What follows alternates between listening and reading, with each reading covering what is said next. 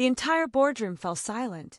Sebastian Hartwell stood at the floor-to-ceiling windows of his penthouse office, holding a single crayon drawing.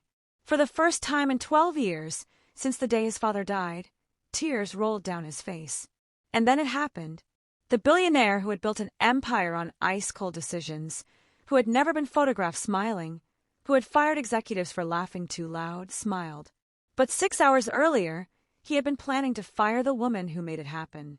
The 73rd floor of Hartwell Industries was supposed to be empty at 11 p.m. on a Thursday night. Sebastian knew because he designed it that way. The executive suite locked automatically at 8. Security swept every hour. His assistant left at 6 sharp every evening, like clockwork. He'd counted on it.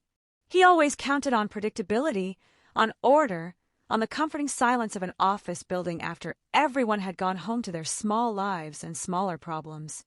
That's when he did his real work. That's when the decisions got made. The difficult ones. The ones that required a level of coldness that even his board members found unsettling. Tonight's decision should have been simple. Terminate Claire Donovan. Effective immediately. He had the letter drafted in his briefcase. His mother Margaret had been calling him 3 times a day for a week, her voice sharp with that particular disappointment she perfected over decades. Claire was too soft, too distracted, made mistakes.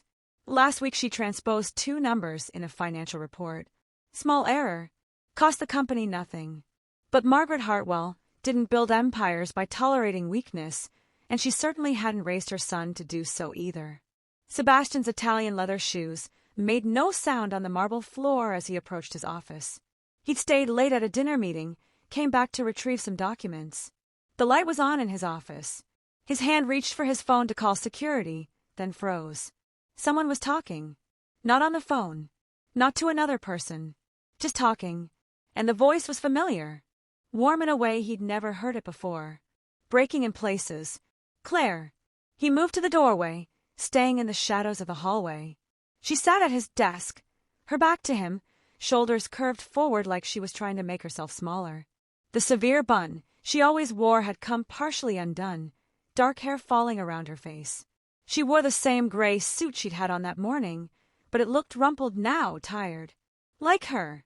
Lily, sweetheart, the doctor said we can try a new treatment. Her voice cracked on the word treatment, and she paused, took a breath. It's going to work this time. I know it is. Dr. Reeves is the best in the country, and the clinical trial results are really promising. 92% response rate in the first phase. Those are good numbers, baby. Those are really good numbers. She was practicing. Sebastian realized with a strange tightness in his chest that she was rehearsing a conversation, trying to find the right words to convince someone, to convince herself. You're going to need to be brave, okay? I know you're tired.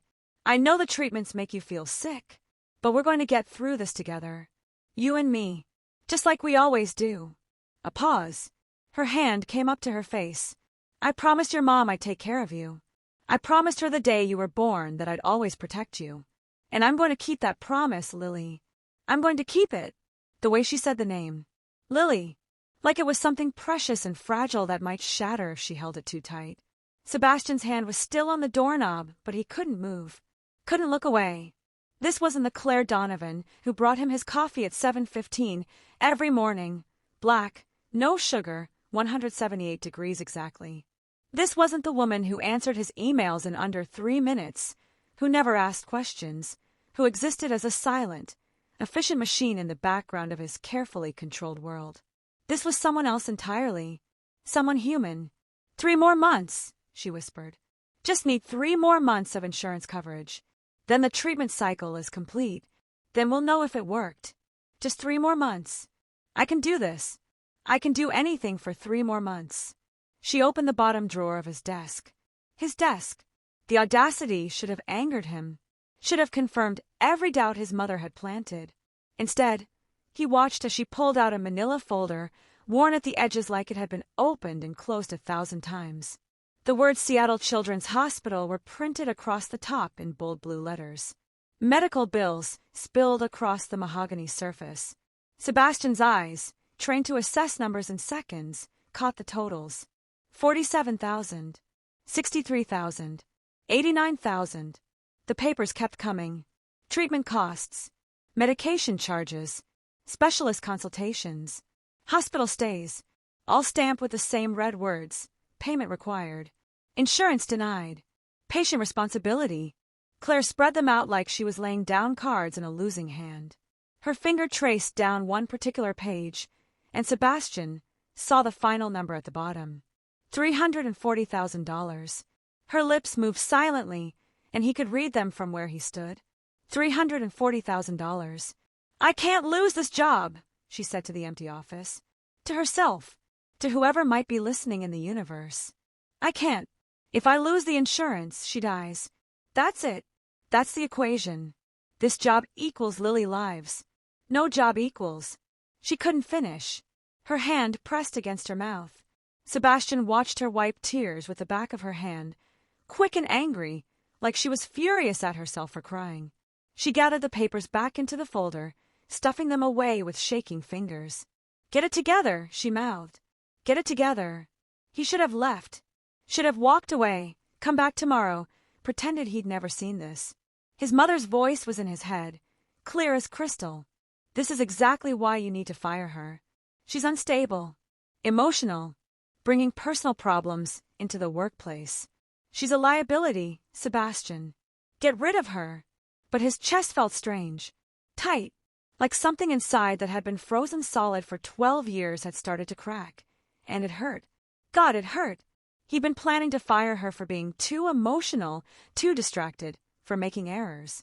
His mother had been relentless. Replace her with someone more suitable. Someone who understands the standards expected of a Hartwell Industries executive assistant. Someone with the right background, the right connections. Someone who wouldn't drag her pathetic personal drama into your office.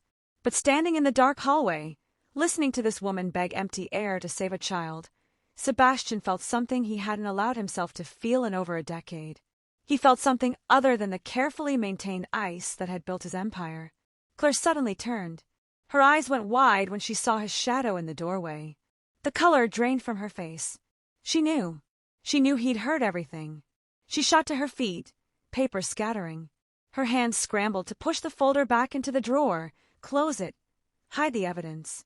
But it was too late. They both knew it was too late. Sebastian stepped into the light. The fluorescent glow illuminated his face, and Claire could see every angle of the expression that had made CEOs twice his age back down. The Ice King, they called him. The billionaire who'd never been photographed smiling. Who'd fired a vice president for taking a personal call during a meeting. Who'd built an empire on the principle that emotion was weakness, and weakness was unacceptable.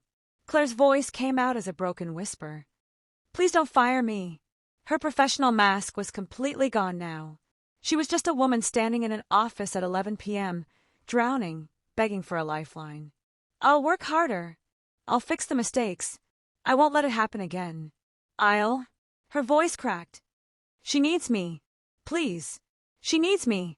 Sebastian stood there, the termination letter in his briefcase, his mother's voice in his head, 12 years of carefully constructed armor around his heart.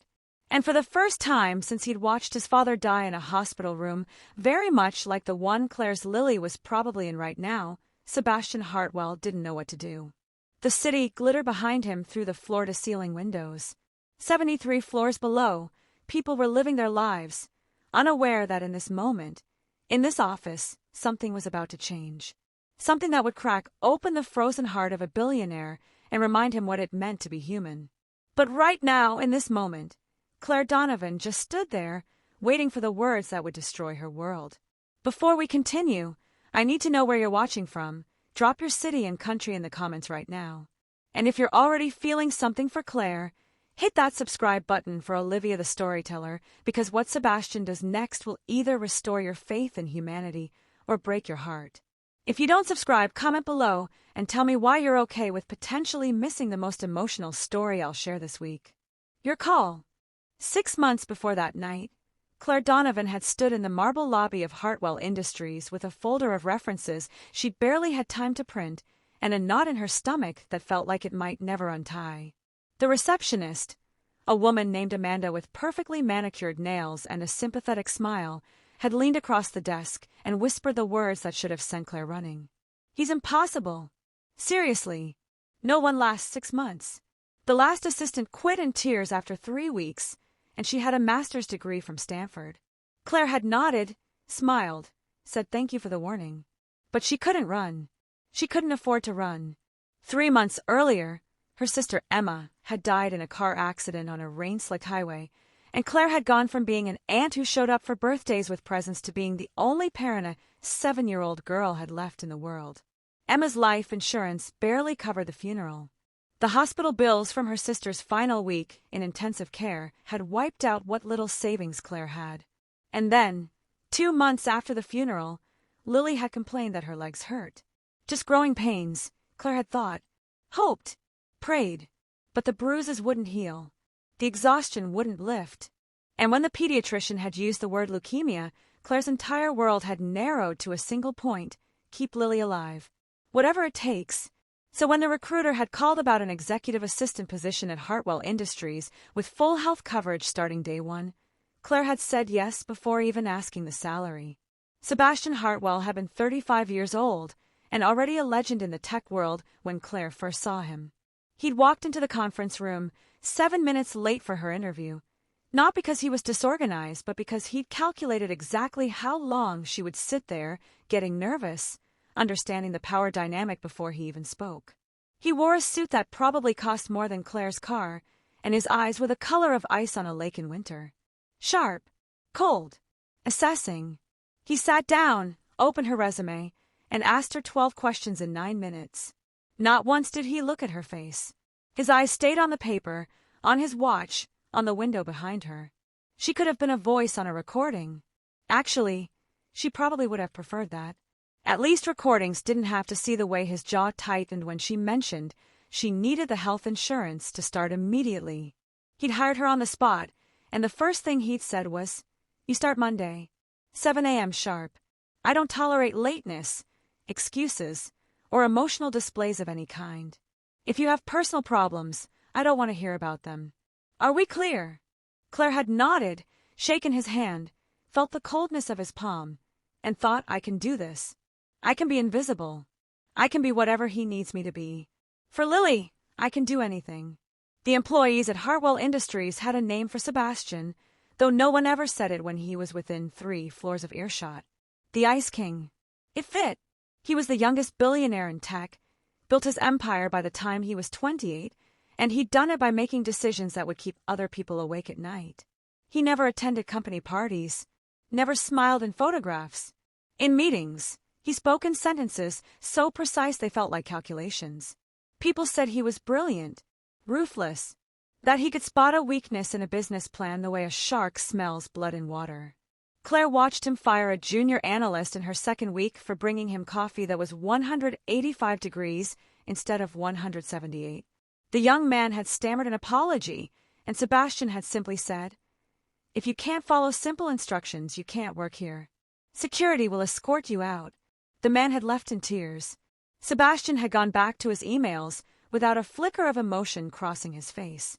After that, Claire measured everything. Temperature, time, distance.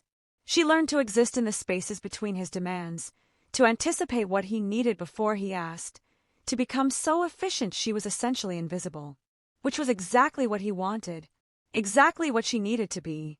Her days developed a rhythm that would have broken most people within a month. The alarm went off at 4:30 every morning. Claire would drive to the hospital, help Lily eat breakfast, make sure the nurses had everything they needed, hold her niece's hand while she pretended everything was fine, that Aunt Claire wasn't terrified every single second of every single day. Then she'd drive to Hartwell Industries, arrive at 6:45, have Sebastian's office prepared by 7. Black coffee, 178 degrees on his desk. Wall Street Journal, Financial Times, and tech briefings printed and organized. His schedule memorized down to the minute. Lunch breaks were spent on the phone with insurance companies, with doctors, with medical billing departments. Claire became an expert at fighting while keeping her voice calm and professional, at arguing with bureaucrats while standing in the stairwell, so no one would hear. After work, she'd drive back to the hospital, spend the evening with Lily, help with homework, read stories, then sleep in the chair beside the hospital bed because going home to an empty apartment felt impossible. She wore concealer to hide the exhaustion, drank coffee like it was oxygen, and no one at work knew. No one could know, because if they knew, Sebastian would know, and if Sebastian knew, she'd be fired. And if she was fired, the insurance would end. And if the insurance ended, Lily would die. It was that simple, that brutal, that clear. Claire got good at reading Sebastian. Had to. Her survival depended on it. She learned that when he tapped his pen twice against his desk, he was about to make a decision someone wouldn't like. When his jaw tightened just slightly on the left side, he was angry but controlling it. When he stayed at the office past midnight, something big was happening with the company. She learned his schedule so completely she could predict where he'd be at any moment. 7:15, first coffee. 8:30, market briefing. 10, calls with international teams. She became invisible, exactly what he wanted. A machine. Efficient. Silent. But in being invisible, she started seeing him too. Really seeing him. And what she saw confused her. Sebastian never ate lunch. Just worked through it. Stayed until midnight most nights, alone in that massive office. Avoided all personal questions like they were landmines. Never mentioned family, friends, anything that suggested he had a life outside these walls. The employees joked that he was a robot. But Claire, watching from her invisible corner, sometimes caught something else. A flicker in his eyes when someone mentioned their kids. The way his hand would pause on a document about medical research. Small things. Gone in seconds. But there. Then Lily's condition started worsening. The standard treatment wasn't working. The doctors mentioned an experimental trial, a new protocol that was showing incredible results. 92% response rate. But it wasn't FDA approved yet, which meant insurance wouldn't cover it. $340,000. Claire had taken every extra shift she could find. Sold her car, bought a cheaper one. Sold everything Emma had left behind except the photographs. Sold her own jewelry, furniture, anything with value. It wasn't enough. Not even close. She needed this job, needed the insurance for the current treatment, while she figured out how to get the experimental one. 3 more months. Just 3 more months of coverage, then maybe she could find a way. Beg. Borrow. Sell everything she had left, including her soul if necessary. But she had to keep this job. Had to stay invisible. Had to be perfect. Because Sebastian Hartwell didn't tolerate weakness, and desperation was the weakest thing of all. What Claire didn't know, what she couldn't see while she was busy being invisible, was that Sebastian had started watching her too. Okay, if you're not subscribed to Olivia the Storyteller yet, you're playing a dangerous game with your own emotions. This story is about to get deeper, and you'll regret missing what comes next. Hit subscribe now, or drop a comment telling me why you're gambling on missing the best part. Your choice, but don't say I didn't warn you. It started with the bathroom breaks. Sebastian Hartwell prided himself on noticing patterns. That's how you built an empire. You saw what others missed, identified the inefficiencies, the weak points, the cracks in the facade. And Claire Donovan, his invisible assistant, had started showing cracks. 3 times a day like clockwork. 5-minute disappearances. She'd excuse herself, walk briskly toward the restroom, and come back exactly 5 minutes later. Most people wouldn't notice. Most people didn't track their assistant's movements down to the second. But Sebastian wasn't most people. He started paying attention. Really paying attention. And what he saw confused him. Claire's work was flawless. Perfect, actually. She anticipated his needs before he voiced them. Never made mistakes. Never complained. But she was disappearing. Not just during those bathroom breaks. She was losing weight, the kind of weight loss that came from forgetting to eat, from stress eating away at someone from the inside out. Her suits hung a little looser each week. The concealer under her eyes got thicker, trying to hide shadows that looked like bruises. One morning, he called her into his office to discuss the quarterly reports, and her eyes had been red. Bloodshot. Watery. She claimed allergies. He'd accepted the lie, because that's what people did in professional settings. They accepted the polite fictions that kept everything running smoothly. But something about her determination, the way she held herself together when she was clearly falling apart, reminded him of someone. It took him 3 days to realize who. His father, In those final months, pretending everything was fine when the cancer was eating him alive. His mother Margaret chose a Tuesday afternoon to descend on his office like an impeccably dressed storm system. She wore Chanel, pearls that probably cost more than most people's cars, and an expression of refined disappointment that Sebastian had seen his entire life. She didn't knock. Never did. Just walked past Claire's desk without acknowledging her existence and into Sebastian's office. "We need to talk about your assistant," Margaret said, settling into the chair across from his desk like she was preparing for an unpleasant but necessary intervention. Sebastian looked up from his laptop. "Claire's performance is excellent." Margaret's perfectly shaped eyebrow arched. "Is it?" "Because from what I've observed," she's distracted. "Emotional. Not befitting a Hartwell Industries executive assistant." The way she said emotional made it sound like a disease. "I have someone else in mind.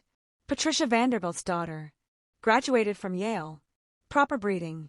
Knows how to conduct herself in our circles. Proper breeding." Sebastian felt something twist in his chest. "I'll review Claire's performance," he heard himself say, and he didn't know why he was hesitating. His mother had made valid points. Claire was distracted.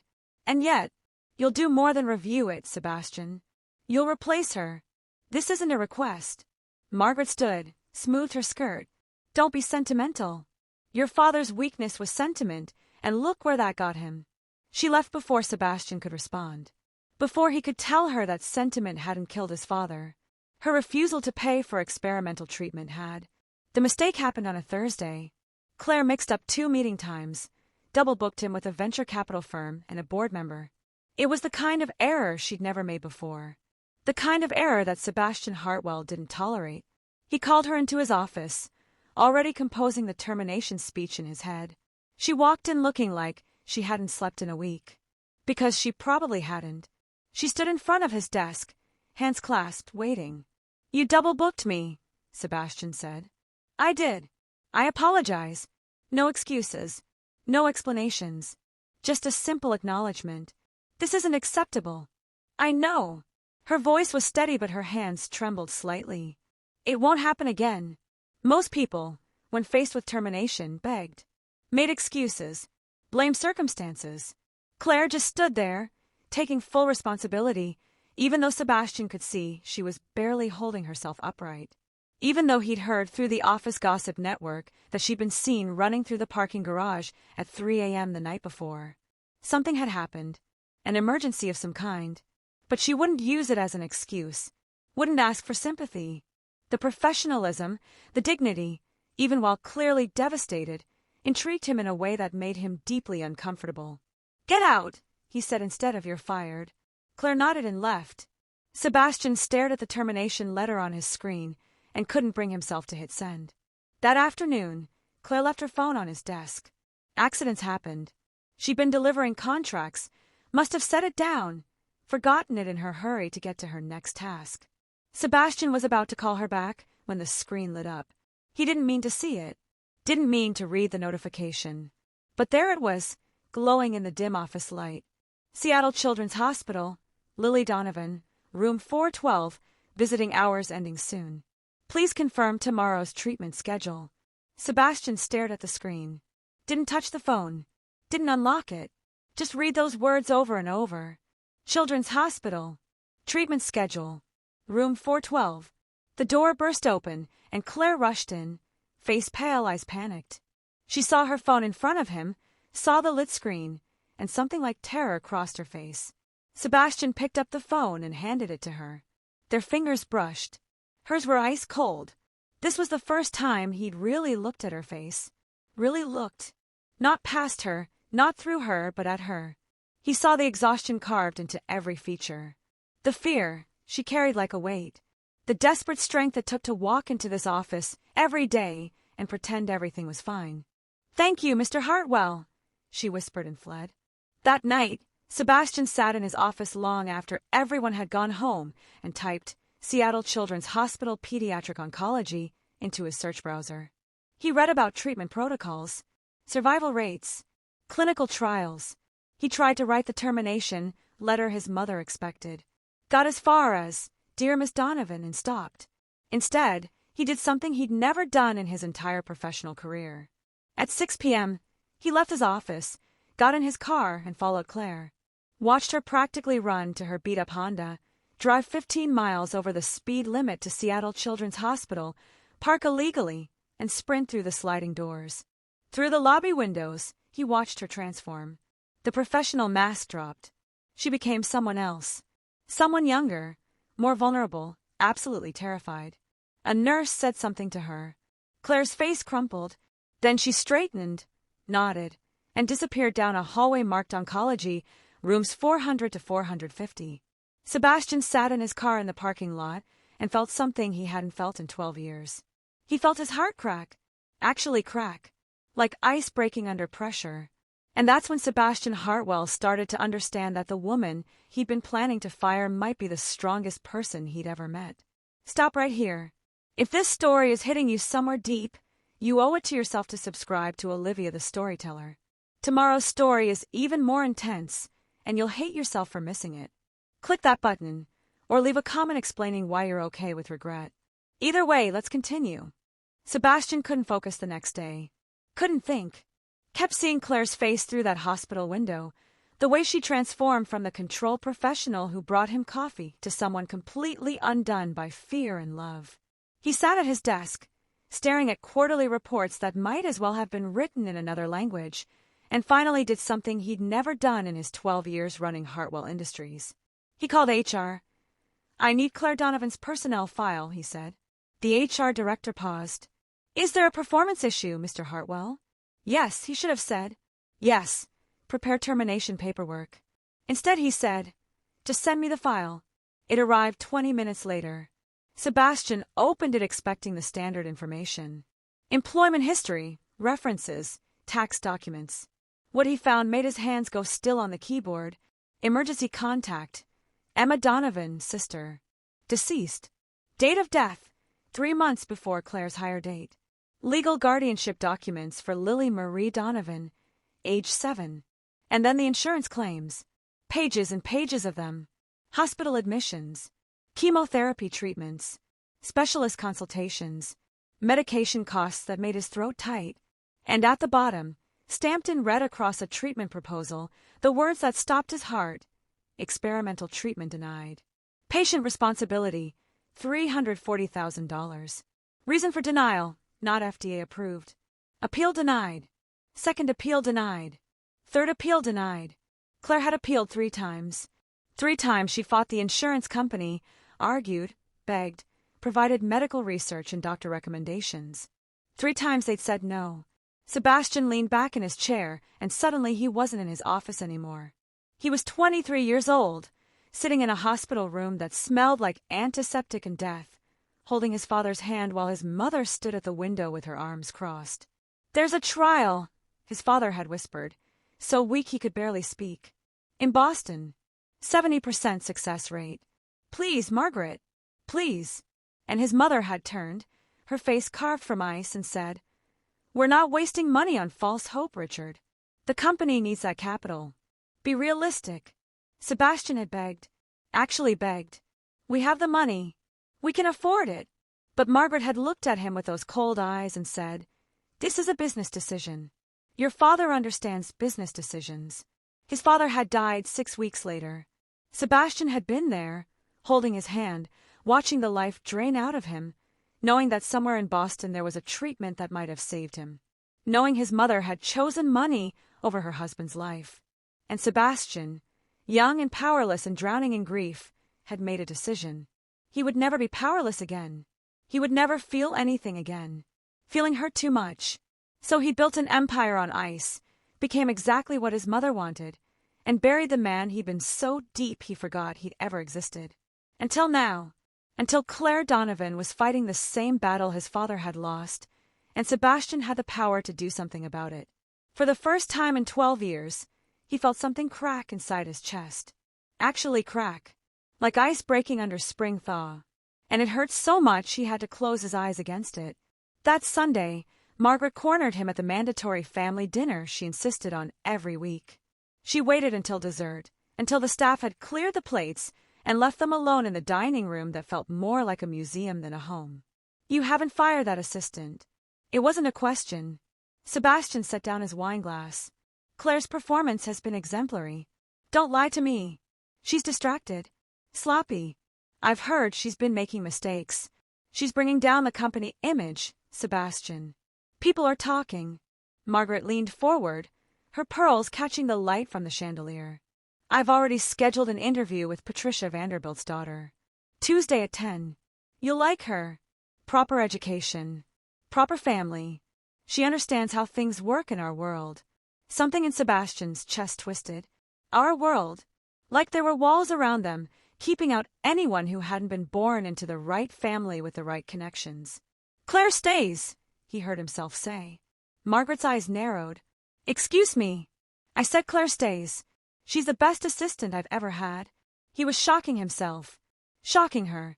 She's exactly what I need. What you need, Margaret said, her voice dropping to that dangerous whisper she used when she was truly angry, is someone who won't drag their pathetic personal drama into your office. Someone who understands discretion. Professionalism. She is professional. She's desperate. And desperate people make mistakes. Margaret stood, smoothed her dress. Fire her, Sebastian. Or I'll have the board do it for you. You'll do nothing. The words came out harder than he intended. Margaret stared at him like she'd never seen him before. Don't be foolish like your father, she said finally. Sentiment is weakness. I raised you better than this. She left. Sebastian sat alone in that massive dining room and realized his mother was right about one thing.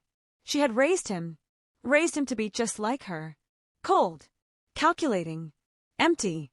And he'd been that person for 12 years. He didn't want to be that person anymore. Monday morning, Claire came to work after 72 hours straight at the hospital. Sebastian knew because he'd called the hospital, pretended to be family, asked about Lily Donovan's condition. The nurse had mentioned that her aunt had been there since Friday night. Lily had had a severe reaction to the current chemotherapy protocol. Touch and go for a while. Sebastian watched Claire walk through the office door at 6:55, 5 minutes earlier than usual, because she was terrified of being late, of giving him any reason to fire her. She looked like death. Actually looked like someone who'd been awake for 3 days straight, surviving on nothing but fear and coffee and desperate love. Her hands shook as she prepared his coffee. He watched her measure the temperature, 178 degrees exactly. Even though her fingers trembled so badly, she had to steady them with her other hand. Watched her blink back tears, straighten her spine, force her face into professional neutrality. She brought him the coffee, set it on his desk with perfect precision, and said, "Good morning, Mr. Hartwell." Her voice only broke once, just once on his name, and something in Sebastian shifted, something fundamental, because he'd spent 12 years believing strength meant feeling nothing. But Claire Donovan, standing in his office at 7 a.m. after 3 days of hell, holding herself together with pure will, was the strongest person he'd ever seen. And he'd been planning to fire her. That evening, Sebastian told Claire to go home early. "You've done enough today. Take the evening." She'd looked at him with surprise and gratitude and said thank you and left at 5 instead of 8. But Sebastian knew she'd go straight to the hospital. Would sit in that chair beside Lily's bed. Would pretend everything was fine. He worked until 7, made a show of leaving, got in his car, drove around the block, and came back. Parked in the executive garage. Took the elevator back up. The 73rd floor was empty. Silent. He walked toward his office and saw the lights still on. Of course, Claire never actually left before him. Just waited. Stayed until he was gone because she was that dedicated, that desperate, that determined to keep this job that was literally keeping her niece alive. Sebastian heard her voice before he saw her. Soft, breaking, talking to herself or to God or to anyone who might be listening. He stood in the doorway of his own office and watched his assistant, his invisible assistant, fall apart. Watched her pull out those medical bills. Watched her whisper promises to a child who wasn't there. Watched her wipe tears with angry swipes of her hand. And now he stood in the doorway, holding her secret, and Claire was looking at him with absolute terror, whispering, "Please don't fire me." And Sebastian realized this was the moment. This was where everything changed. Where he chose to be the man his mother had made him, or the man his father had hoped he'd become. If you're feeling this, If Claire's strength is breaking your heart, then you already know what you need to do. Subscribe to Olivia the Storyteller because this story is about to shift into territory that'll leave you devastated and healed at the same time. Don't subscribe? Fine, comment below and tell me why you're okay missing the payoff. Let's see what Sebastian does next. Claire stood frozen in Sebastian Hartwell's office at 11 p.m. on a Thursday night with medical bills spread across his mahogany desk like evidence of a crime. Her crime?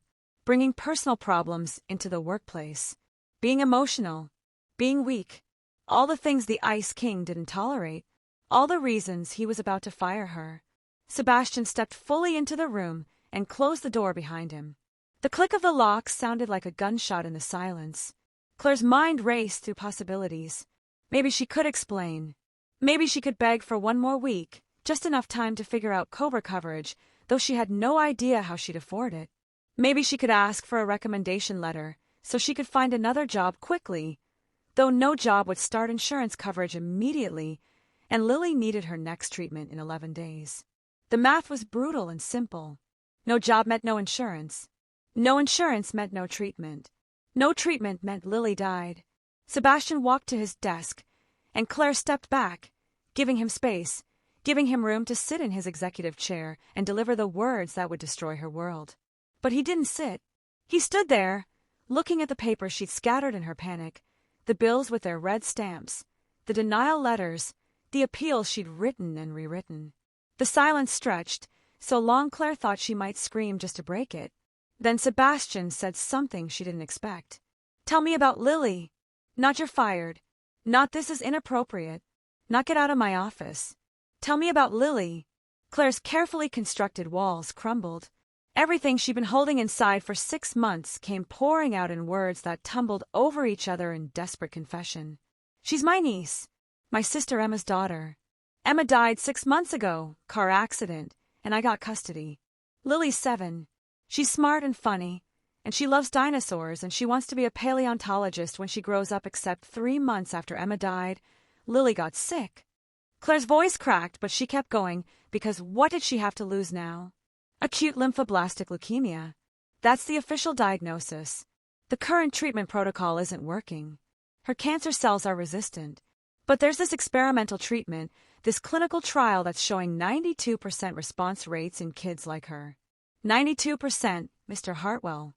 That's not false hope. That's real hope. That's her chance to actually grow up and become that paleontologist. She was crying now, couldn't stop. But the insurance won't cover it, because it's not FDA approved yet, and it costs $340,000, and I've sold everything I own and I've appealed 3 times, and they keep saying no, and I need this job, because without the insurance she won't even get the treatment she's on now, which isn't working, but at least it's something, and if I lose this job she has nothing, and I can't let her have nothing, I can't. I promised Emma I'd take care of her, and I'm trying so hard, but I'm failing, and I'm so scared, and I'm sorry. I'm so sorry for bringing this into your office, but I didn't know what else to do." Sebastian stood absolutely still through her entire confession. His face was unreadable, that same ice-cold expression he wore in board meetings when he was about to destroy someone's proposal or fire someone for incompetence. Claire waited for the axe to fall. Instead, he asked questions. Detailed, specific questions that made no sense. What's the name of the experimental treatment? Who's Lily's current oncologist? Which hospital?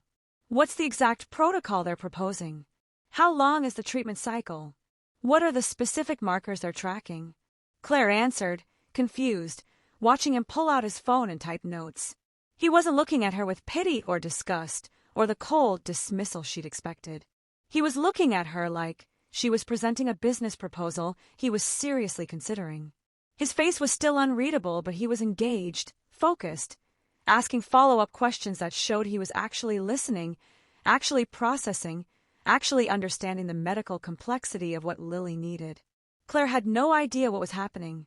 This wasn't the Sebastian Hartwell she knew.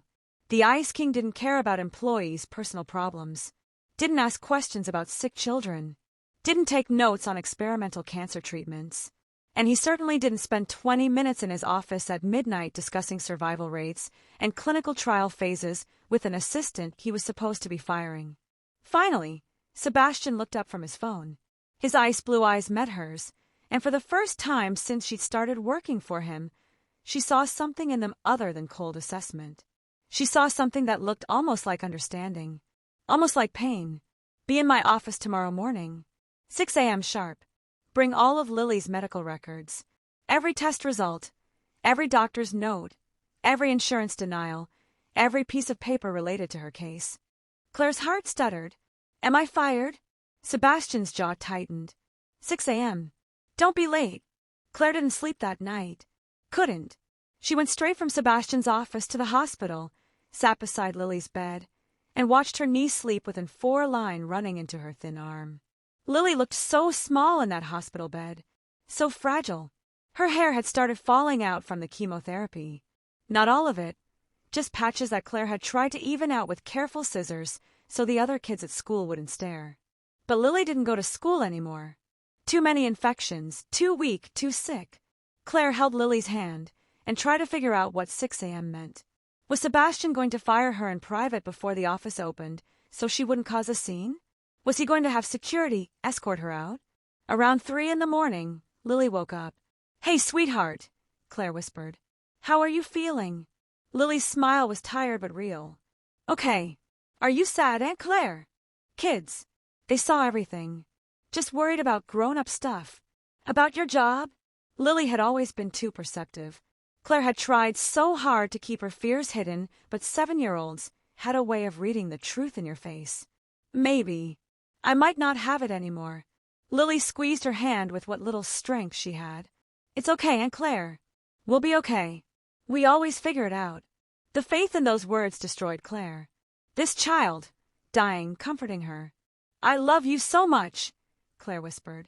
I love you too. Don't be scared. I'm not scared. But Claire was scared. Terrified. She held her niece and made promises she was terrified she couldn't keep and watched the clock tick toward 6 a.m. like it was ticking toward an execution. Claire arrived at Hartwell Industries at 5:45 with a folder containing every piece of medical documentation she owned. The security guard looked surprised to see her so early, but buzzed her through. The elevator ride to the 73rd floor felt like it took hours. She walked through the empty office, her footsteps too loud in the silence, and approached Sebastian's door. It was already open. He was there, sitting at his desk, and he wasn't alone. A man in his mid-40s sat in one of the guest chairs. He wore a white coat over button-down shirt and tie, had kind eyes behind wire-rimmed glasses, and a stethoscope around his neck. A doctor. Sebastian had brought a doctor to fire her. That made no sense. Claire stood in the doorway, clutching her folder, trying to understand what she was seeing. Sebastian looked up. Claire, come in. This is Dr. James Reeves. The doctor stood, extended his hand. Miss Donovan, it's nice to meet you. Claire shook his hand automatically, her mind racing. Dr. Reeves is a pediatric oncologist, Sebastian said. His voice was calm, professional, giving away nothing.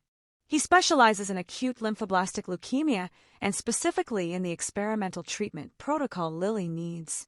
Claire's folder slipped in her hands. She caught it, looked from Sebastian to Dr. Reeves and back again. I don't understand. Sebastian reached across his desk and slid a paper toward her. Official letterhead, Seattle Children's Hospital. A lot of medical terminology Claire's eyes couldn't quite focus on because her heart was pounding too hard. But 3 words stood out, clear as daylight. Treatment approved. Fully funded. Wait, Claire whispered. What? Pause. If you're not subscribed to Olivia the Storyteller right now, what are you even doing? This is the moment everything changes, and you're risking missing stories that hit this deep every single week. Subscribe now, or comment below confessing you're actually okay with missing emotional payoffs. Your move. Claire stared at the paper in her hands. The words made no sense. Her brain couldn't process what her eyes were seeing. Treatment approved. Fully funded. Patient. Lily Marie Donovan. She read it 3 times. 4 times. The letters kept rearranging themselves like they were written in a language she'd forgotten how to speak. I don't understand, she whispered again, looking up at Sebastian. What is this? Sebastian stood, walked around his desk, and for the first time since she started working for him 6 months ago, his voice was gentle, almost careful, like he was talking to someone who might shatter. the experimental treatment Lily needs. It's approved. Dr. Reeves has agreed to take her case. The hospital transfer is arranged. Treatment starts Monday. Claire's hand started shaking, so badly the paper rattled. But the insurance said no. They denied it 3 times. I can't afford $340,000. I've sold everything. I can't pay for this. Dr. Reeves spoke then, his voice kind and professional. You don't have to pay, Miss Donovan. The treatment is fully funded. By who? Claire looked from the doctor to Sebastian and saw something shift in her boss's face. Something that looked almost like vulnerability. By me, Sebastian said simply. I'm personally funding Lily's treatment. All of it. The experimental protocol, the hospital stay, medications, follow-up care. Everything she needs. The folder dropped from Claire's hands. Papers scattered across the floor. She couldn't breathe. Couldn't think. $340,000. He was just giving it away like it was nothing.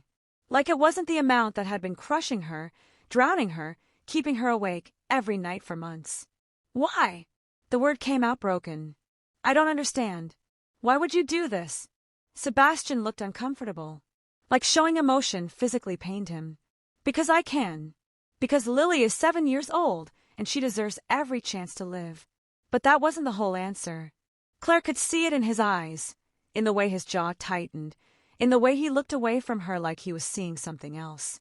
Someone else.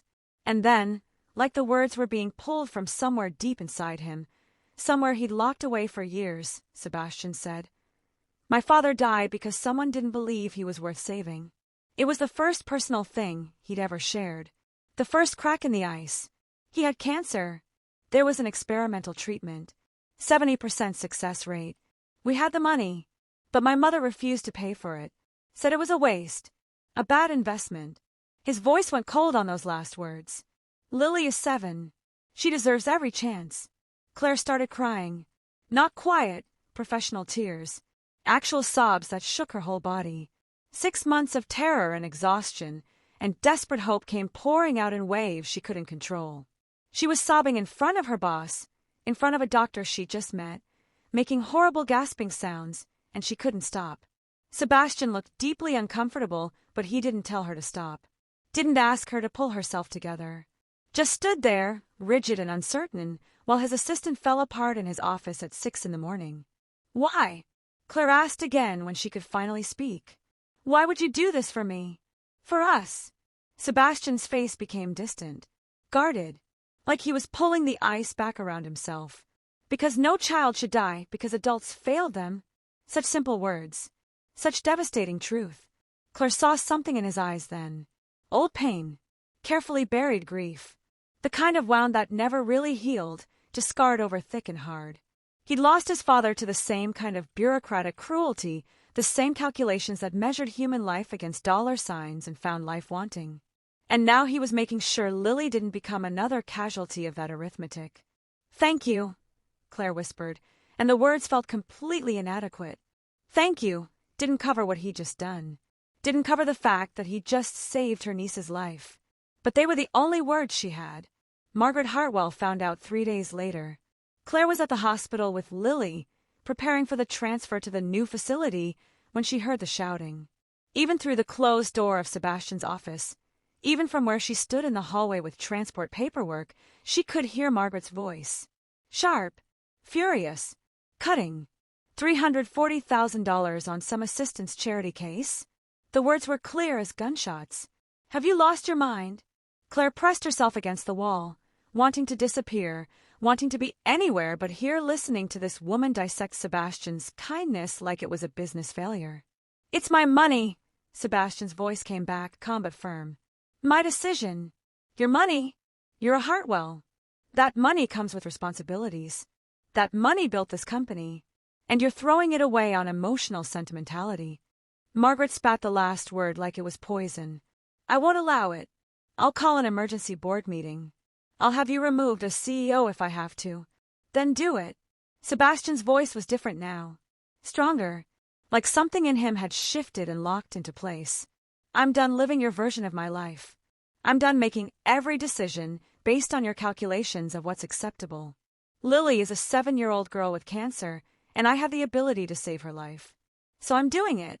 And if you want to destroy me for that, go ahead and try." The silence that followed was terrifying. Then Claire heard footsteps. Fast, angry footsteps coming toward the door.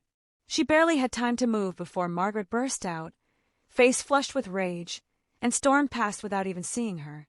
Sebastian stood in his office doorway, watching his mother leave, and for just a second, his mask dropped completely. He looked exhausted, relieved, free. Monday morning came with spring rain and impossible hope. Lily's transfer was scheduled for 10 a.m. Claire had packed Lily's few belongings, her stuffed dinosaur and coloring books, and the blanket Emma had given her before she died. She was saying goodbye to the nurses who'd become like family when Sebastian walked into the hospital, in a suit that probably cost more than the room's daily rate. Claire's shock must have shown on her face. "I wanted to make sure everything went smoothly," he said simply. Like billionaire CEOs showed up to pediatric oncology wards every day. He stood in the doorway while Claire explained to Lily what was happening. That they were going to a different hospital. That new doctors were going to try a new medicine. That Mr. Hartwell had made it all possible. Lily, thin and pale but with those bright eyes that saw everything, looked past Claire to where Sebastian stood. "Is that your boss?" she asked. He looked sad, out of the mouths of children. Sebastian's mask slipped for just a second. Something vulnerable flickered across his face before he could hide it again. "Can he come in?" Lily asked. "I think he needs a hug." Claire opened her mouth to make excuses, to explain that Mr. Hartwell wasn't the hugging type, that he was here in a professional capacity. But before she could speak, Lily had already waved Sebastian over with the confidence only children possess. "Come here," Lily said. "You look like you need to color. Coloring helps when you're sad." Sebastian stood frozen in the doorway. This man who commanded boardrooms and made grown executives nervous with a glance. This billionaire who'd fired people for breathing wrong. He looked at this 7-year-old girl with the 4 in her arm and the crayon in her hand, and something in him just surrendered. He walked into the room, sat down on the hospital floor in his expensive suit, and when Lily handed him a blue crayon, he took it. Claire watched, unable to believe what she was seeing. Sebastian Hartwell, the Ice King, sitting cross-legged on linoleum tile, coloring a picture of a dinosaur with a child he barely knew. Lily chattered away, explaining that this was a stegosaurus and it lived in the Jurassic period, and did he know that dinosaurs were probably warm-blooded, not cold-blooded like scientists used to think? Sebastian listened, actually listened, drew careful lines in the coloring book, and when Lily looked up at him with those 2 knowing eyes and asked, "Why don't you smile?" "My Aunt Claire says smiling helps." Sebastian's hand paused on the paper. His voice came out rough, like he was speaking words he'd never said out loud before. "I forgot how." Lily patted his hand. "That's okay. I can teach you. It's easy. You just think about good things, and your mouth does it by itself." Such simple wisdom. Such impossible kindness. Sebastian looked at this child who had every reason to be angry at the world, who was fighting cancer with more grace than most adults faced minor inconveniences, and something inside him that had been frozen for 12 years started to crack. Actually crack. Like ice breaking under spring thaw. And that's when the ice started to melt. If you're feeling something right now, if Sebastian's walls breaking down is hitting you in the chest, then subscribe to Olivia the Storyteller. You need to see where this goes, and I post stories like this constantly. Don't subscribe? Drop a comment and explain how you're comfortable potentially missing the most beautiful conclusion you'll hear this month. Sebastian started showing up at the hospital on Tuesday, then Wednesday, then every day. He told himself it was to monitor his investment, to ensure the treatment protocol was being followed correctly, to verify that Dr. Reeves and his team were providing the level of care he was paying for. That's what he told himself as he walked through those sliding doors every evening after work, carrying his laptop and files, settling into the uncomfortable plastic chairs in the waiting room. The hospital staff noticed. Of course they noticed. The infamous Ice King, the billionaire CEO who made headlines for his ruthless business decisions, sitting in pediatric oncology every single evening, reading contracts while children in hospital gowns shuffled past, taking conference calls in hushed tones while families cried in corners. The nurses whispered about it, wondered about it. One brave soul even asked Claire if Mr. Hartwell was family. Claire had just shaken her head, unable to explain what Sebastian was because she didn't understand it herself. He never came into Lily's room those first few days. Just sat in the waiting room, working, occasionally glancing up when Claire walked past. She'd catch his eye, he'd nod, go back to his laptop. But he was there, even when she didn't ask, even when she didn't expect it. He was there. On day 5, Lily asked if the sad man in the waiting room could come visit. Claire had tried to explain that Mr. Hartwell was very busy, very important, probably just waiting for a meeting. But Lily, with that stubborn determination that had gotten her through 6 rounds of chemotherapy, had insisted. So Claire, terrified and confused, had asked Sebastian if he wanted to say hello. He'd looked up from his laptop with an expression she couldn't read and said yes.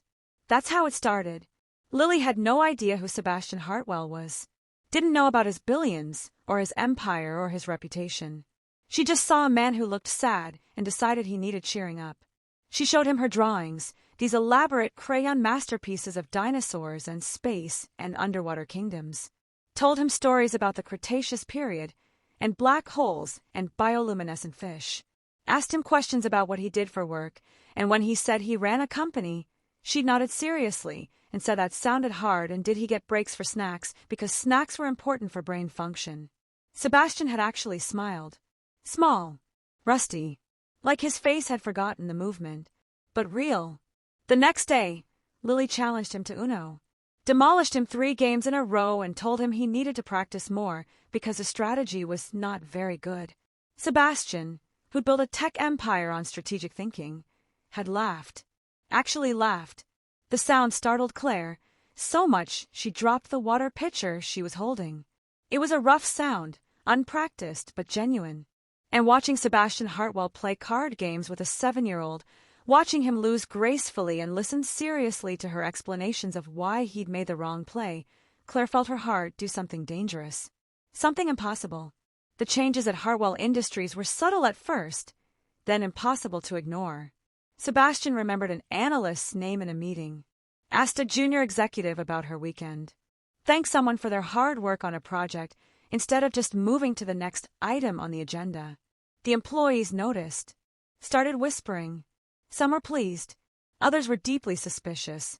Margaret was spreading rumors that Sebastian was having a breakdown, that the stress had finally broken him, that personal entanglements were destroying his judgment. The board members were concerned enough to schedule informal conversations, feeling out whether intervention was necessary. But the numbers didn't lie. Profits were up 17%. Employee retention had increased. Productivity across departments was climbing. Client satisfaction scores were the highest they'd been in 5 years. Sebastian wasn't falling apart. He was focused in a way he'd never been before. Purposeful. He wasn't cold anymore, making decisions from a place of emotional emptiness. He was making decisions from a place of clarity, of understanding what actually mattered. The Ice King was melting, and somehow, impossibly, the Empire was getting stronger. Claire was falling for him. The realization hit her one evening while watching Sebastian sit on the floor of Lily's hospital room, helping her build a Lego castle, his expensive suit jacket draped over a chair, his tie loosened, his face relaxed in a way she'd never seen at the office. She was falling for Sebastian Hartwell, and it was the most terrifying thing that had happened in a year full of terrible things. She tried to keep professional distance. At work, she was still the perfect assistant. Efficient, invisible, professional.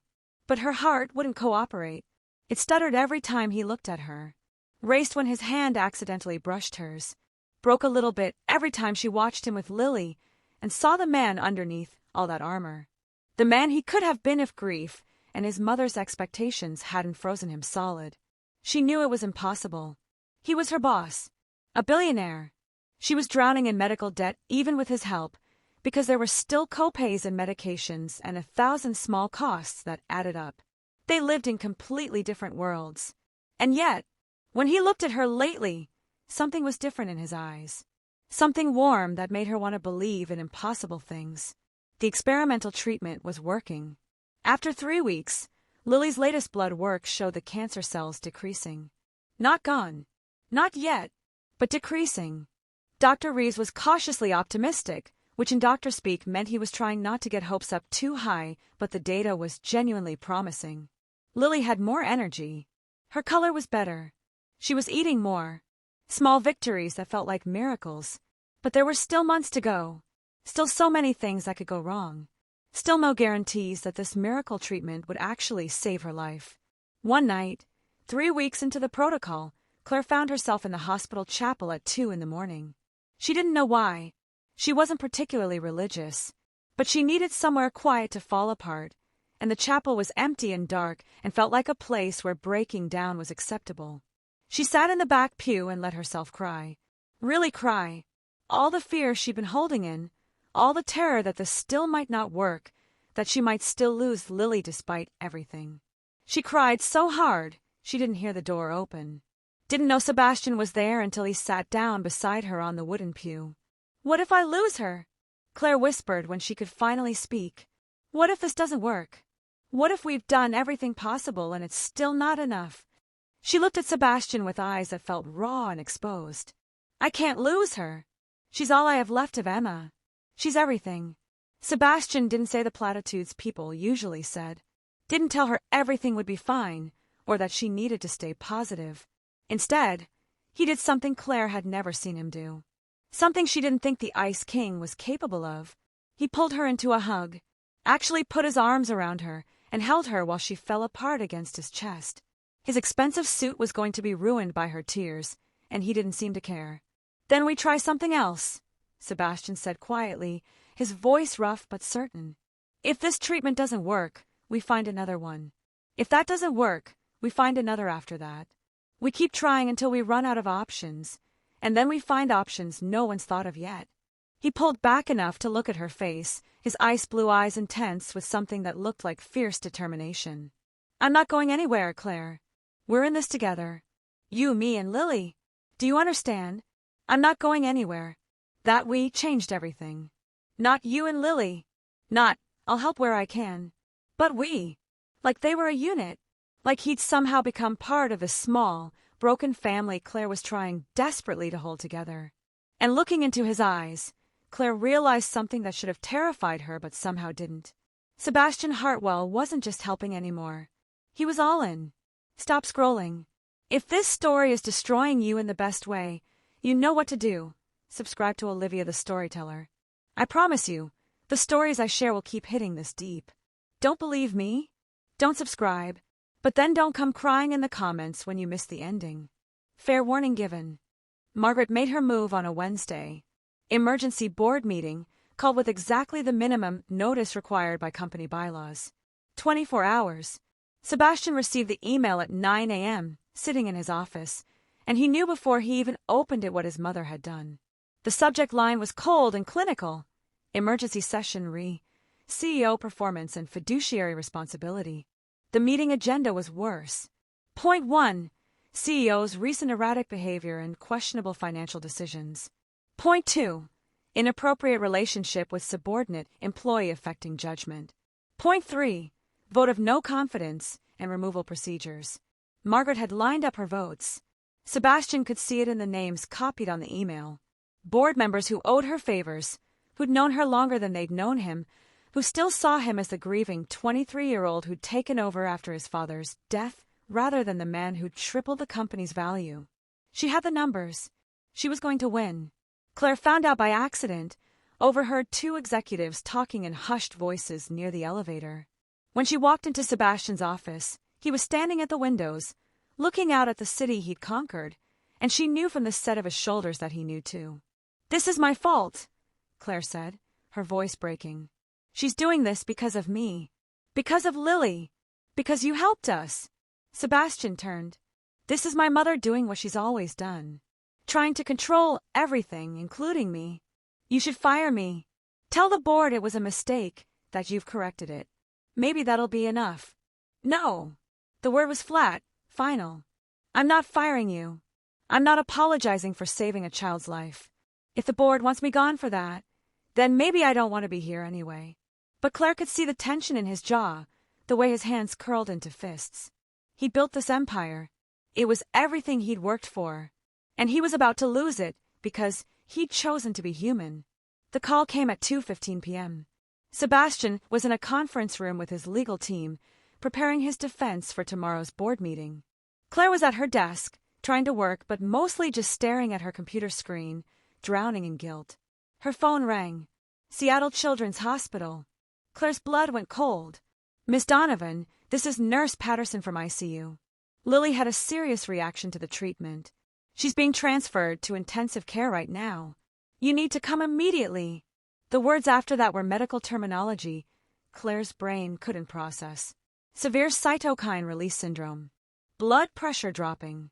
Intubation might be necessary. "Come now." Claire dropped everything. Didn't tell anyone. Didn't grab her purse or her coat. Just ran. But halfway to the elevator, her hands shaking so badly she could barely hold her phone, she sent one text. To Sebastian. 3 words. "Lily. ICU. Come." Then she was in her car, driving too fast, praying to a God she wasn't sure she believed in, begging the universe not to take this child from her. Not now. Not when they'd gotten so close to saving her. Sebastian was in the middle of explaining his position to his lawyers when his phone buzzed. He glanced at it, saw Claire's name, saw those 3 words. The room kept talking. His head lawyer was mid-sentence about fiduciary duty and shareholder interests. Sebastian stood up, grabbed his jacket, and walked out. "Mr. Hartwell, we're not finished. The board meeting is tomorrow. We need to prepare your statement." Sebastian didn't respond. Just walked out of the conference room, out of the office, into the elevator. His assistant called after him about his 3 o'clock. He didn't stop. By the time he reached his car, his phone was ringing. His lawyer. He declined the call. Margaret called. He declined that too. The only thing that mattered was getting to that hospital. Getting to Claire. Getting to Lily. Everything else could burn. He found Claire in the ICU waiting room, crumpled in a chair like someone had cut her strings. Her face was blotchy with tears, her hands clasped so tight her knuckles were white. She looked up when Sebastian walked in, surprise and relief and guilt all flashing across her face at once. "You came," she whispered. "You shouldn't have come. The meeting. Your lawyers. I'm exactly where I need to be." Sebastian sat beside her, took her hand in his. It was shaking. Everything about her was shaking. They sat like that for hours. Nurses came and went, their expressions carefully neutral. Doctors disappeared behind the ICU doors.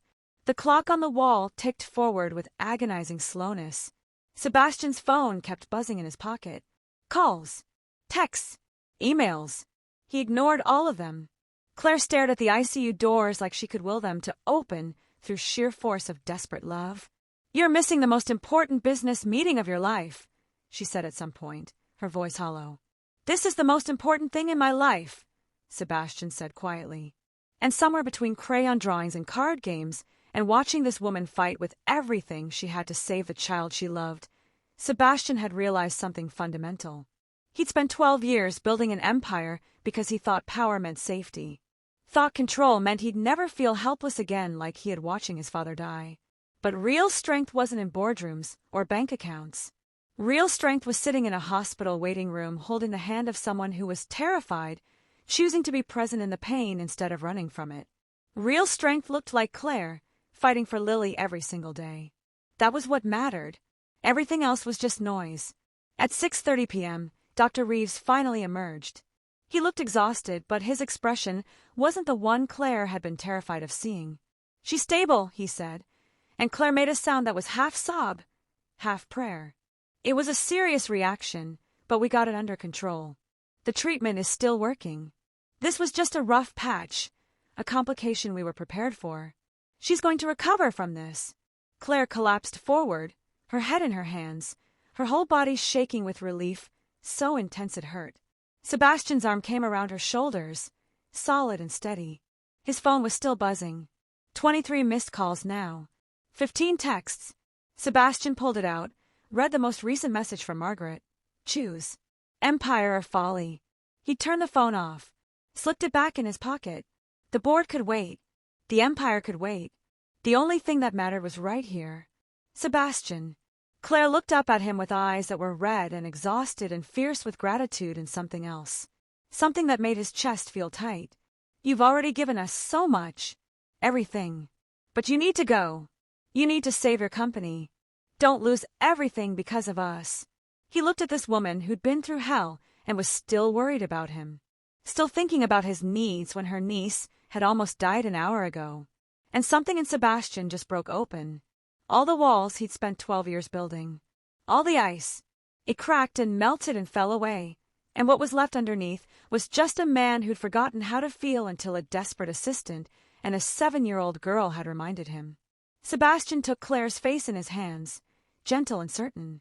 "For 12 years, I built an empire in the image of someone else's expectations," he said. "I fired people for showing emotion. I erased everything human about myself. I forgot how to smile. I forgot how to feel. I forgot who I was supposed to be." His thumbs brushed away her tears. "Then I heard you talking to yourself in my office at 11 p.m., practicing how to tell a little girl that you were going to save her life, even though you had no idea how.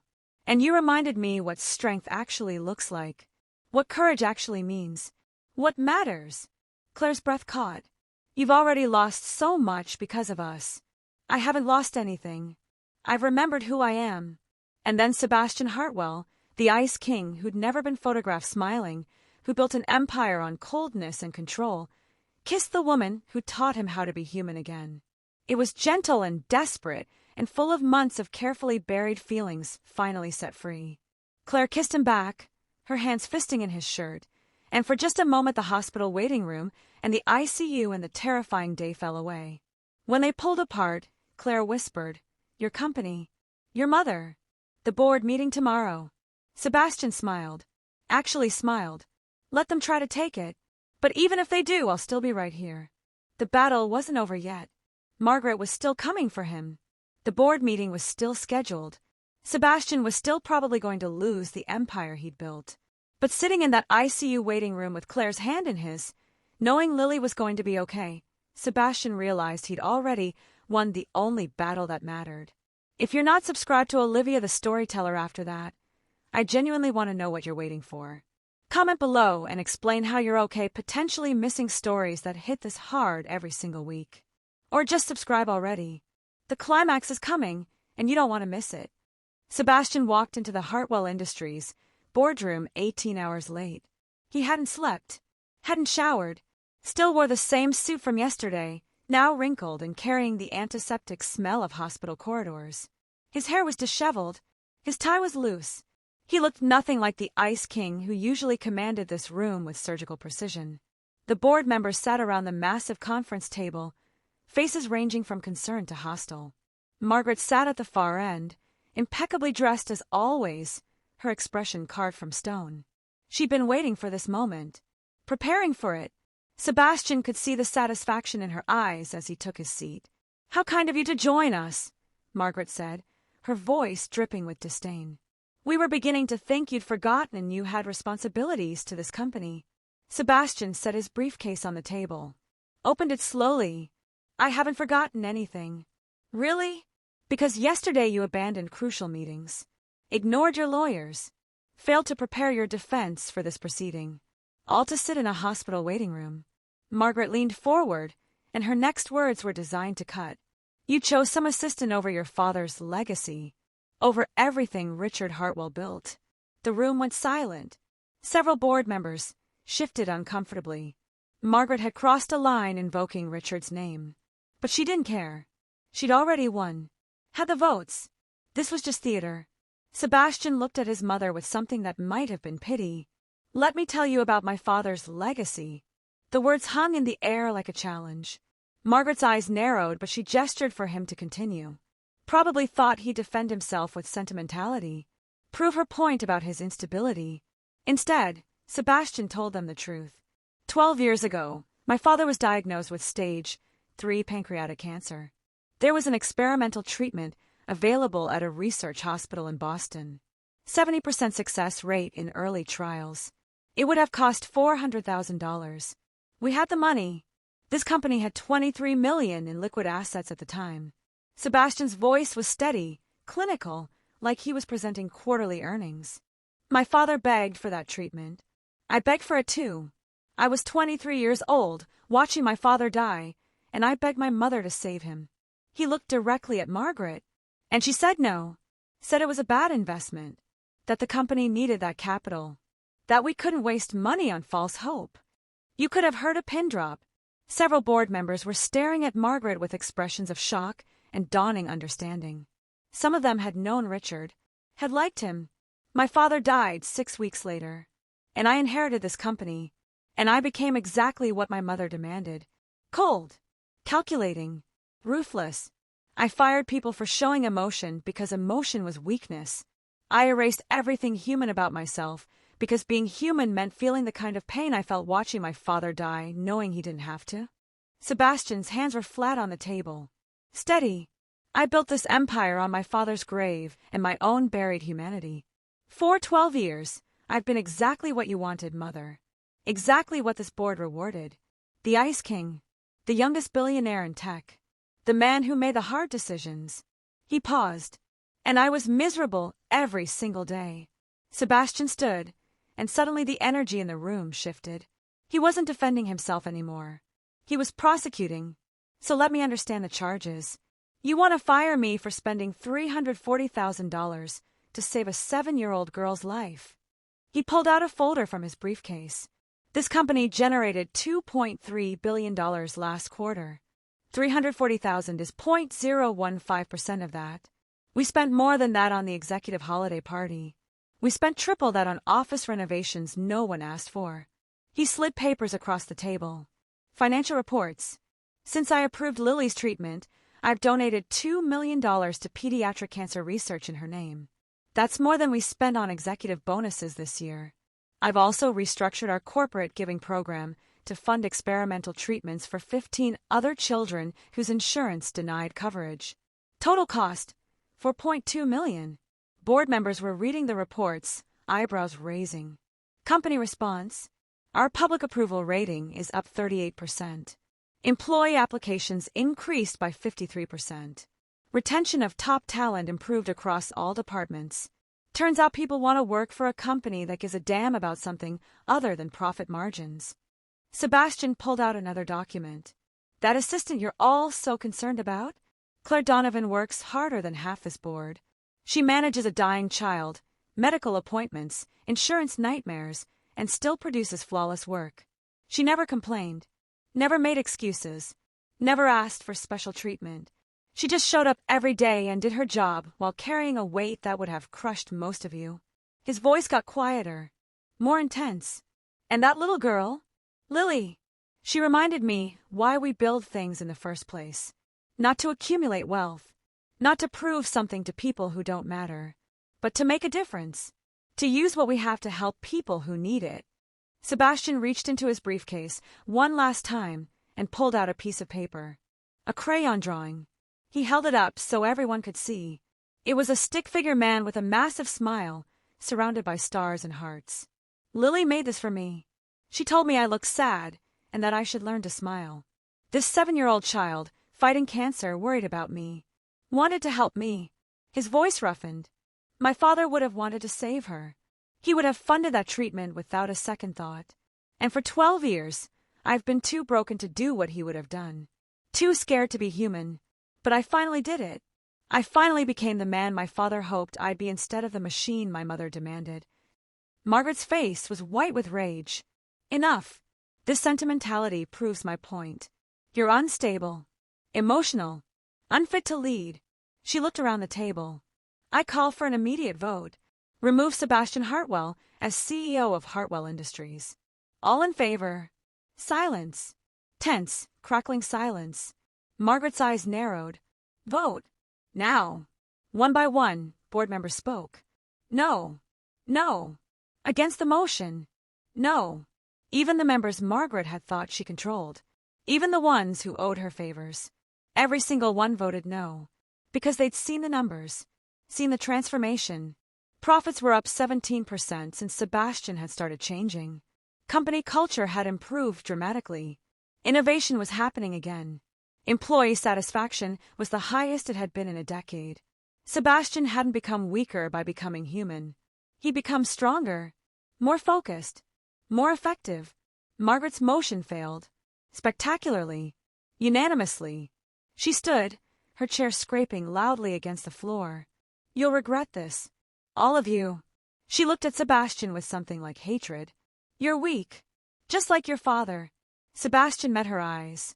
I already regret something. I regret spending 12 years being what you wanted instead of who I was meant to be. I regret not doing this sooner. Margaret stormed out. The door slammed behind her. The board members sat in stunned silence. Finally, the oldest member, a man who'd known Richard Hartwell personally, spoke. For what it's worth, Sebastian, your father would be proud. Sebastian left the boardroom and drove straight to the hospital. Didn't stop at his office. Didn't change clothes. Just went directly to where he needed to be. He found Claire in Lily's room. Lily was awake.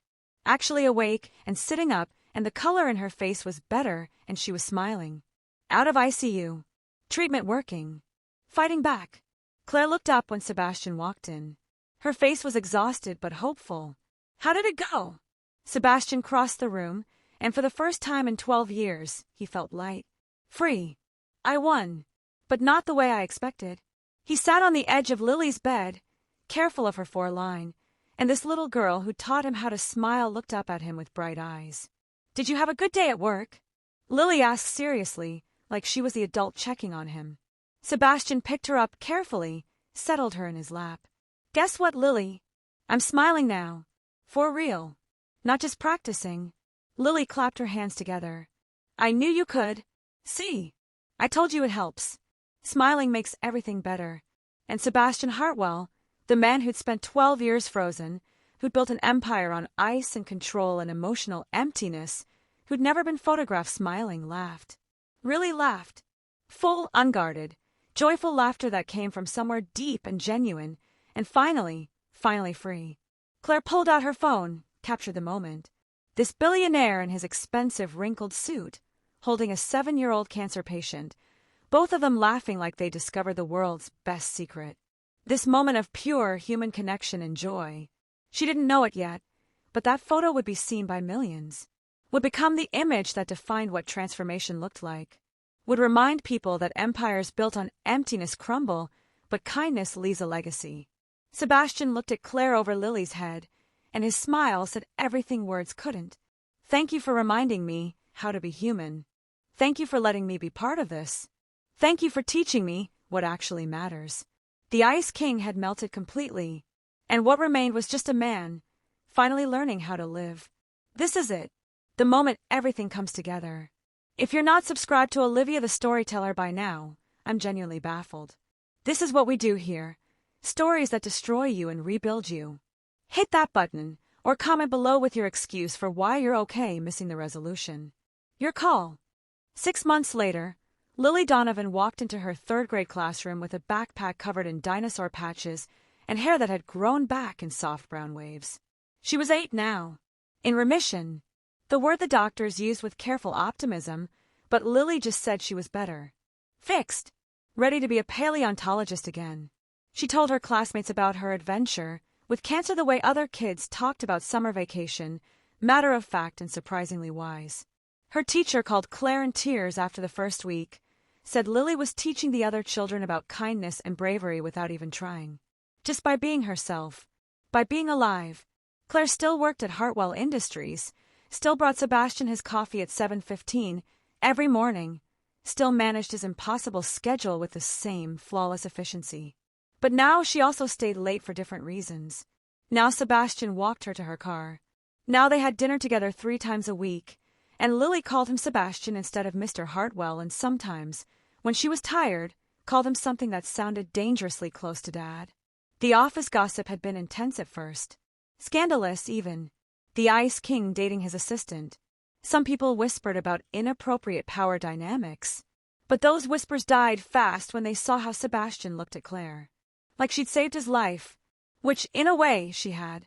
The company culture had transformed so completely that new employees didn't believe the old stories about the man who'd fired someone for wrong coffee temperature. Sebastian smiled in board meetings now. Remembered people's names. Asked about their families. Some of the old guard were still adjusting, kept waiting for the other shoe to drop, for him to revert. But it never happened. The ice had melted. The man who remained was the one he'd always been meant to be. The Hartwell Foundation for Pediatric Cancer Research launched 3 months after Lily left the ICU. Sebastian had announced it in a press conference that went viral, his voice steady as he explained that the foundation would fund experimental treatments for children whose insurance companies had denied coverage. It would be named after his father, Richard Hartwell, who died because someone decided he wasn't worth saving. The first year, they funded 47 children. 23 were now in remission.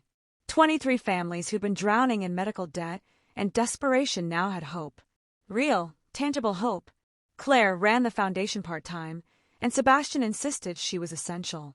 Not because she was his girlfriend or because she'd inspired it, but because she understood what these families were going through. Had lived it. Could look parents in the eye and say, I know, and mean it. Lily became the foundation's junior ambassador. She visited other sick kids, showed them her dinosaur collection, told them about how scared she'd been but how the medicine worked, and now she was better. She gave them hope in crayon drawings and sticky hugs. The original crayon drawing Lily had made for Sebastian, the stick figure man with a huge smile, hung in his office in an expensive frame. Right next to his Harvard business degree. Same wall. Same importance. Margaret Hartwell never forgave her son. Never spoke to him again after that board meeting. She cut him off completely, refused his calls, returned his letters unopened. Sebastian had tried once to reconcile, had shown up at her mansion with flowers and an olive branch, ready to build something new. She'd slammed the door in his face, told him through the intercom that she had no son, that Richard's legacy had died with Sebastian's weakness. He'd stood on her doorstep for 10 minutes, hoping she'd change her mind, knowing she wouldn't. Then he'd driven back to the hospital where Claire and Lily were waiting, and he'd realized something. You can't force people to love you the way you need to be loved. You can only choose the people who already do. He mourned the relationship, mourned the mother he'd wished he had, but he didn't regret his choices, not even for a second. Some board members who'd been loyal to Margaret had quietly resigned over the following months, uncomfortable with the new direction, unwilling to adapt. The company was stronger without them. Profits were up 23%. Innovation was exploding. Hartwell Industries was becoming known not just for cutting-edge technology, but for corporate responsibility. For giving a damn. Turned out being human was good for business.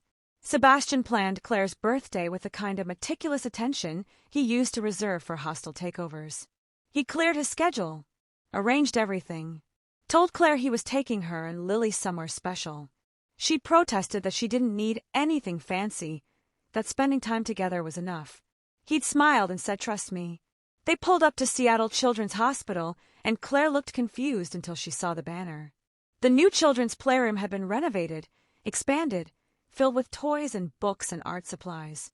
And above the door, a brass plaque, Lily's room, dedicated to hope, healing, and the strength of children who fight battles no one should have to face. Lily squealed when she saw it, grabbed Claire's hand, pulled her inside. The room was full. Other kids in treatment, their families, nurses, Dr. Reeves, all there to celebrate. And in the middle of it all, Sebastian got down on one knee. The room went silent. Every child, every parent, every doctor stopped and watched. Sebastian took Claire's hand, and his voice carried across the playroom. You taught me to smile again. You reminded me what strength actually looks like. You showed me that the biggest successes aren't what you build, but who you become.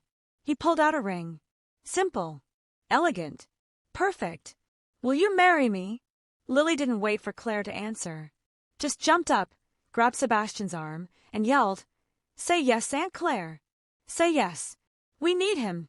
Claire was crying and laughing at the same time, tears streaming down her face, her hand over her mouth. Yes. Yes. Always yes. The room erupted. Every child cheered. Parents applauded. Nurses wiped tears. Even Dr. Reeves, who'd seen every kind of medical miracle and tragedy, had to remove his glasses and wipe his eyes. Lily threw herself at both of them, and they caught her in a hug that felt like family. Like home. Like everything that mattered. 1 year later, Sebastian sat at his desk in the same office where he'd once fired people for showing emotion. But everything was different now. There were photos on his desk. His wedding day, Claire in a simple white dress, Lily as flower girl with a basket of dinosaur-shaped petals.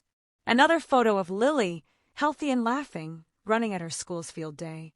Strong, alive, thriving. His assistant, a competent woman named Rachel who was nothing like Claire but excellent in her own right, brought him coffee and mentioned the Wall Street Journal interview was in 10 minutes. Sebastian thanked her. Actually thanked her by name. The journalist arrived right on time, set up a recording device, and asked the question everyone wanted answered. Mr. Hartwell, you've been called the Ice King for over a decade. But in the last year and a half, something changed. Dramatically. What happened? Sebastian looked at the photos on his desk, at Lily's crayon drawing on the wall, at the life he'd built from the ruins of the person he used to be. I heard someone talking to themselves about saving the person they loved most, he said quietly. And I realized I'd spent 12 years not saving the person I was supposed to be. I'd built an empire by erasing everything human about myself, by choosing power over people, control over connection, and I was successful by every metric that's supposed to matter. But I was empty. He looked at the journalist. Sometimes the biggest success isn't what you build. It's who you become. And I became someone I was proud of only when I started investing in people instead of just profits. The journalist scribbled notes. Any regrets? Sebastian smiled. That genuine, warm smile that still surprised people who'd known the old him. Only that I didn't do it sooner. The camera pulled back. The office with its floor-to-ceiling windows overlooking the city Sebastian had conquered. The desk with photos of his family. The framed crayon drawing of a stick-figure man with a huge smile, drawn by a little girl who taught a billionaire how to be human. Sebastian Hartwell, the man who'd never smiled, who built an empire on ice, who'd forgotten what mattered. He'd learned, finally learned, that the best investments are the ones you make in people. That strength looks like showing up. That success means nothing if you're empty inside. That sometimes a 7-year-old girl fighting cancer knows more about life than all the business degrees in the world. The billionaire who never smiled had learned to smile. And in learning that, he'd learned everything else that mattered. If this story hit you where you live, if you're sitting here feeling all the things, then subscribing to Olivia the Storyteller isn't optional, it's essential. I share stories like this constantly, stories that remind you what matters, that make you feel everything. Click that subscribe button right now. And if you don't, comment below and tell me honestly, why are you okay with missing stories that could change your whole day? I'll wait. But seriously, subscribe. You won't regret it.